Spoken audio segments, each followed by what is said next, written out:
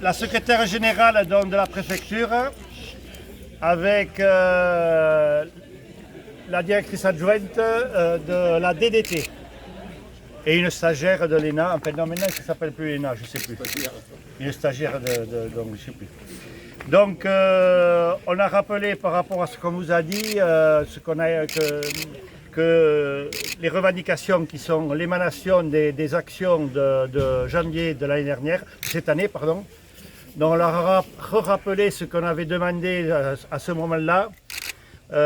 Grosso modo, c'est premièrement les maladies animales. On sort de la MHE, la FCO 3 arrive, la FCO 8 est passée avec quelques dégâts surtout sur les élevages ovins. Et arrive aujourd'hui, qui est à nos portes du Grand Sud-Ouest, la FCO 3. Ce qu'on leur a demandé pour la FCO 3, c'est qu'on ait les vaccins les plus rapidement possible, qu'ils ne soient pas cantonnés au nord de la France, qu'on puisse vacciner nos animaux le plus vite possible avant le printemps, puisque ce sont des maladies, vous le savez, qui sont portées par des moucherons et qui sont actifs surtout dès qu'il fait chaud.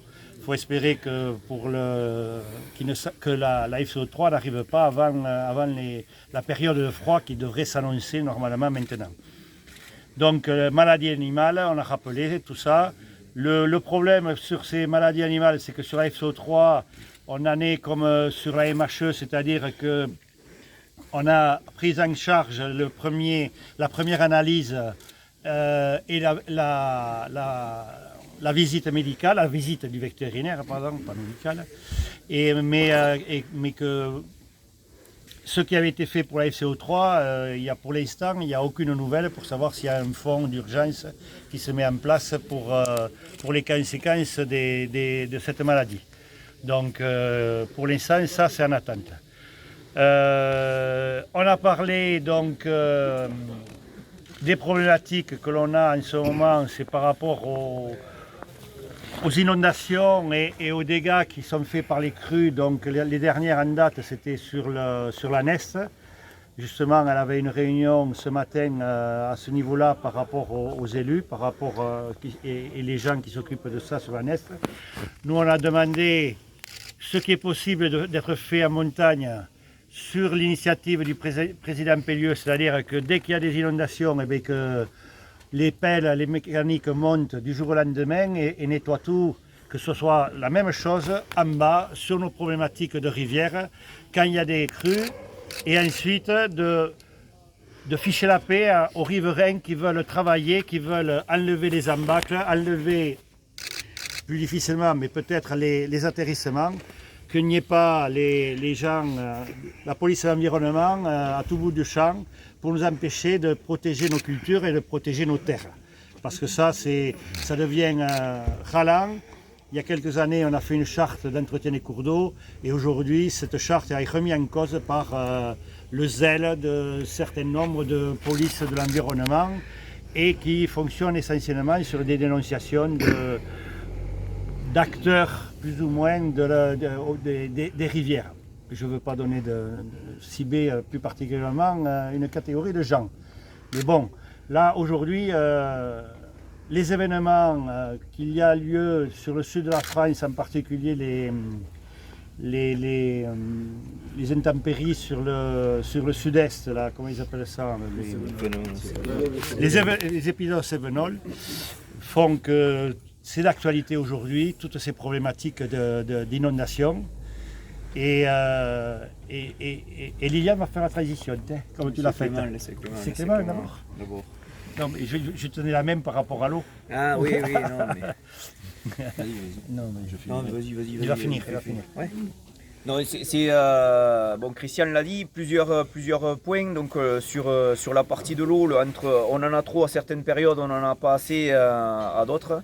Il y a un besoin d'arriver à se projeter et que aussi les agriculteurs, tous ces panneaux-là aussi, c'est pas anodin d'arriver à dire c'est nos territoires, c'est vos territoires ici qui seront impactés et qui ont besoin de visibilité.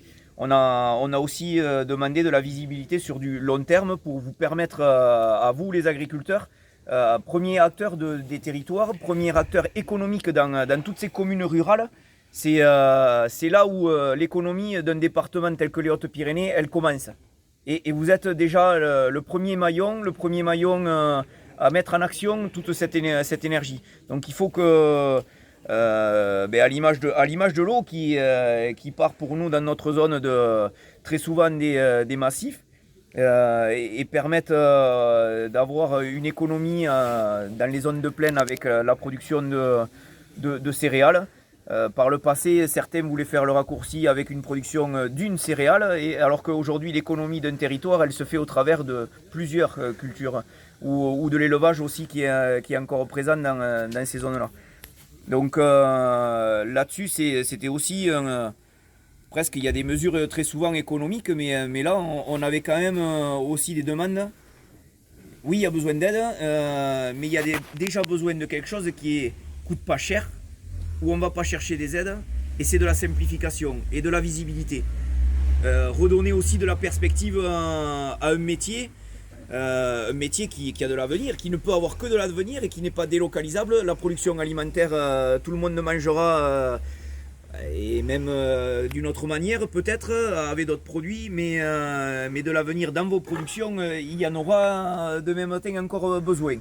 Donc il faut avoir cette visibilité et les perspectives qui vont avec, pour pas que ça soit que des promesses. Les deux syndicats, que ce soit les jeunes agriculteurs ou la FNSEA, ces sujets-là, on ne s'est pas réveillé ce lundi matin en se disant on va venir à la préfecture ramener tous ces panneaux. Ces sujets-là, ils sont travaillés depuis plusieurs années. Alors ça mérite, Christian, en parler avec les cours d'eau, une charte comme on peut avoir ici dans ce département qui a été travaillée il y a une dizaine d'années. Elle est perfectible, elle est à améliorer, elle est surtout à devoir simplifier là aussi pour donner un cadre qui soit simple, justement pour enlever des embâcles, pouvoir continuer à travailler. C'est pas révolutionner le lit de la rivière, mais des fois il y a des travaux. Quand il arrive des incidents, il faut pouvoir mettre en œuvre des actions tout de suite correctives et immédiates, parce qu'on n'est pas à l'abri qu'il y ait de nouveau un phénomène. Et on le voit, ces phénomènes-là, ils se répètent donc de plus en plus souvent. Donc du coup, il faut travailler dans de l'efficacité, des perspectives, se dire que oui, on est là ce soir, c'est parce que peut-être on n'a pas été suffisamment entendu dans les autres sorties. Beaucoup de panneaux sont barrés pour certains. C'est pas faire une croix quand on vient ici faire cette action-là, c'est pas faire une croix sur nos territoires. Pour le coup, on est là aussi à dire il doit y avoir encore de l'espoir dans toutes ces communes-là. Il y a peut-être moins de paysans que par le passé. C'est aussi se dire, si les seuls qui sont présents encore aujourd'hui, on veut qu'ils y restent, il va falloir que ça se traduise par des faits. Et le choc, comme on pouvait l'entendre par le passé, ce choc de simplification, on a besoin qu'il arrive vite. Entre, comme l'a rappelé Christian, les crises sanitaires, les crises économiques, on a quand même besoin de nourrir la population d'un département, avant tout pour nous agriculteurs des Hautes-Pyrénées. Et comme on n'est pas autosuffisant dans les Hautes-Pyrénées, on a besoin quand même de pouvoir nourrir aussi la France, et c'est bien là le rôle de l'agriculture, de nourrir sa population.